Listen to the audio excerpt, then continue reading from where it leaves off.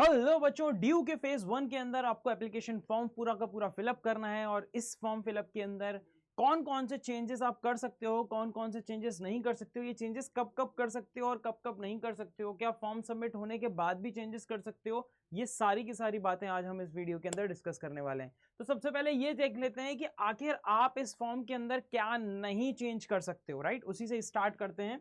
तो आप इसके अंदर बच्चे, ये जो फुल नेम ऑफ कैंडिडेट है, जब आप इसके अंदर रजिस्टर करते हो, इसके रजिस्ट्रेशन की पूरी प्रोसेस का मैंने एक वीडियो बनाया, उसको जरूर देखिएगा, लिंक मैं कमेंट सेक्शन के अंदर पिन करवा दूंगा। तो इसके अंदर फुल नेम ऑफ कैंडिडेट ये अपने आप आ जाएगा, डेट ऑफ बर्थ अपने आप आ जाएगी, कैंडिडेट का ईमेल आईडी अपने आप आ जाएगा, मोबाइल अपने आप आ जाएगा, बाकी सारी चीजें आपकी फिलअप आ जाएंगी यहाँ पर। राइट, तो यहाँ पर ये वो चीजें आ जाएंगी जो आपकी पहले से ही भरी हुई हैं सीयूईटी के फॉर्म के अंदर। अब इनमें से क्या क्या चेंज नहीं कर सकते, ये जो ब्लू ब्लू कलर से बना हुआ है, यानी कि मोबाइल नंबर चेंज नहीं कर सकते, ईमेल आईडी चेंज नहीं कर सकते और फुल नाम चेंज नहीं कर सकते हो, ये तीन चीजें चेंज नहीं कर सकते हो बच्चे। इसके बाद यहाँ पर बच्चा आपकी डेट ऑफ बर्थ लिखी होगी, लेकिन इसको आप क्लिक करके चेंज कर सकते हो यहाँ पर। ठीक है, अगर आपने बाई चांस गलत भर दिए सीयूटी के फॉर्म में तो यहाँ चेंज कर सकते हो। दूसरा ये बात है कि यहाँ पर बाकी सारी चीजें आप आराम से चेंज कर सकते हो। अब ये चेंज कब तक पॉसिबल है, यानी कि पूरे के पूरे फॉर्म के अंदर जो चेंजेस हम कर सकते हैं वो कब तक पॉसिबल है। तो आगे चलते हैं। और आपने पर्सनल डिटेल्स भर दी होंगी, आपने एकेडमिक्स भर दिया होगा, स्पोर्ट्स, ईसीए, ये सब आपने बता दिया होगा कि आप इसके अंदर कोटा लेना चाहते हो नहीं लेना चाहते हो। उसके बाद अपलोड का आता है, यहाँ पर आपको पता है कि फोटो आपकी पहले से ही लगी होगी, सिग्नेचर पहले से ही लगा होगा, और जो कैटेगरी के डॉक्यूमेंट्स होंगे वो मांगेगा, 10th और 12th की मार्कशीट मांगेगा। ठीक है, ये सारी चीजें यहाँ पर मांगेगा आपको। ये सब जब अपलोड वाले पार्ट के बाद जब आप रिव्यू प्रीव्यू वाले पार्ट में जाओगे, यानी कि छठे पार्ट में जाओगे, तो आपके पास पूरा का पूरा फॉर्म इकट्ठा आ जाएगा। अब इस फॉर्म के अंदर आपको एक एक डिटेल्स को अच्छे से चेक करना है, जो भी फॉर्म भरे, जो भी डिटेल्स आपने भरी है वो सही से भरी है कि नहीं भरी है। तो ये एक फाइनल मौका होता है, ये जो छठा वाला प्रीव्यू वाला है ना, ये फाइनल मौका होता है बच्चों आपके पास कि आपको जो भी एडिट करना है अभी कर लो, इसके बाद एडिट नहीं होगा। और यही बात यहां पर लिखी हुई है बच्चों, the candidate will be able to preview the CSASUG 2024 application form only after successful uploading of the mandatory documents. तो ये प्रीव्यू का ऑप्शन आपको सारे डॉक्यूमेंट्स अपलोड करने के बाद ही आता है। और candidate will have the option of editing making changes if required at this stage. तो ये वाला जो स्टेज है बच्चों, यहां पर आपको ये वाले के अंदर, स्टेज के अंदर आपको अगर कोई चेंज करना है तो आप कर सकते हो।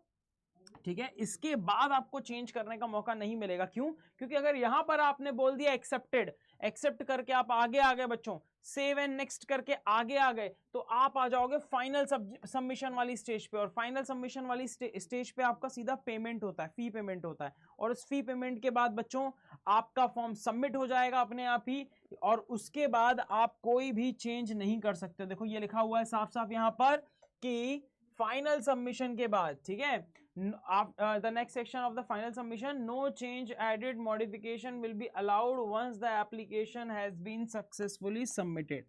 तो अगर आप लोग कोई भी चेंज करना चाहते हो, फी सबमिट नहीं किया है तो बिल्कुल चेंज कर सकते हो। अगर फी सबमिट कर चुके हो, आपका फॉर्म सबमिट हो चुका है, अब आप कोई चेंजेस नहीं कर सकते हो सकता है कि कोई करेक्शन विंडो आए बीच में, मगर ऐसी कोई जानकारी ना डीयू ने अभी तक दी है, और अभी फिलहाल तक तो ऐसी कोई जानकारी नहीं है। तो अगर कोई फॉर्म में गलतियां की हैं तो हो सकता है आपको आगे जाकर कॉलेज की काउंसलिंग में थोड़ी सी प्रॉब्लम हो जाए। तो ऐसी कोई गलती की है कि आपने कमेंट सेक्शन में जरूर बताइएगा बच्चों। साथ ही साथ अगर बच्चों आप लोग, ठीक है, यहां तक तो आप आ ही गए हो, अब इसके बाद मैं ये जानना चाहता हूं कि आप में से कितने बच्चे जो हैं वो ड्रॉप लेने वाले हैं। अगर ड्रॉप लेने वाले हैं या फिर न्यू बच्चे हैं जो अभी क्लास 12th के अंदर आए हैं और अपनी सीयूईटी की तैयारी बहुत ही बेहतरीन तरीके से करने वाले हैं, ठीक है, तो उनके लिए बच्चों यहाँ पर बहुत ही प्यारा सा एक बैच हम लोगों ने लॉन्च किया है, जिसके अंदर आप जो है एनरोल होकर अपनी सीयूईटी की बहुत ही शानदार प्रिपरेशन कर सकते हो। साथ ही साथ आप लोगों को एक और अच्छी न्यूज़ जो है वो मिली गई होगी, ठीक है, मेरे शॉर्ट्स के माध्यम से। और वो न्यूज़ ये है कि बच्चों हो सकता है जो आपके नेक्स्ट एकेडमिक ईयर होगा, यानी कि 2025-26 वाला जो एकेडमिक ईयर होगा, उसके अंदर 2 बार, ठीक है, 2 बार एडमिशन पॉसिबल है। यानी कि आप जून जुलाई में भी एडमिशन ले सकते हो और आप जनवरी फरवरी में भी एडमिशन ले सकते हो। यानी कि इसका मतलब तो क्या हो गया कि सीयूईटी का स्कोर कार्ड या तो दोनों में मान्य होगा, या तो हो सकता है कि सीयूईटी का भी एग्जाम 2 बार हो, है ना। तो उस केस में आपको बहुत फायदा मिल सकता है। तो अगेन मैं बात करूंगा बच्चों यहाँ पर, तो आपको किस तरीके से एनरोल करना है, ऑल कोर्सेज पे क्लिक कीजिएगा यहाँ पर, और यहाँ पर आप क्लिक करेंगे क्या, ऑल कोर्सेज पे जाके यूजीएन पीजी एंट्रेंस एग्जाम पर, ठीक है। यहाँ पर आप आएंगे NEET, CUET, UG English medium के कोर्सेज हैं, सीयूटी यूजी हिंदी मीडियम या हिंदी मीडियम के कोर्सेज हैं। साइंस के बच्चे हैं तो साइंस पे, आर्ट्स के बच्चे हैं तो आर्ट्स पे। मान लो साइंस के बच्चे हैं आप, तो यहाँ पर आपको ये दिखाई देंगे सीयूटी महापैक के अंदर जितने भी बैचेस लॉन्च होते हैं साल भर सब मिलेंगे, और ये सिंगल बैच है उसी के अंदर का, ठीक है, जो अभी अभी लॉन्च हुआ है। तो इस पर क्लिक करेंगे, क्लिक करेंगे बाय नाउ पे। अब देखिए कुछ ना कुछ पहले से ही यहाँ पर लिखा होगा, ठीक है। तो यहाँ पर आपको बच्चों एक स्पेशल कूपन कोड बता रहा हूँ जिससे आपको मैक्सिमम डिस्काउंट मिल जाएगा। तो आपको करना है Y767 अप्लाई।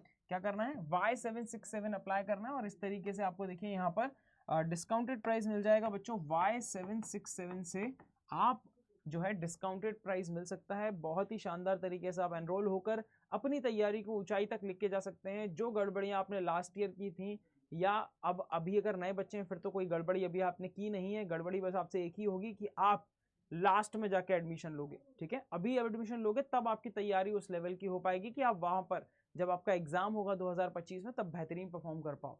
लेकिन अगर आप लोगों ने पहले एडमिशन लिया था या एग्जाम के बाद लिया था, ड्रॉपर्स हो, तो आपको समझ में आ रहा होगा कि अगर थोड़ा और टाइम मिल गया होता आपको अच्छे से प्रिपरेशन करने का तो आप बहुत अच्छा कर लेते।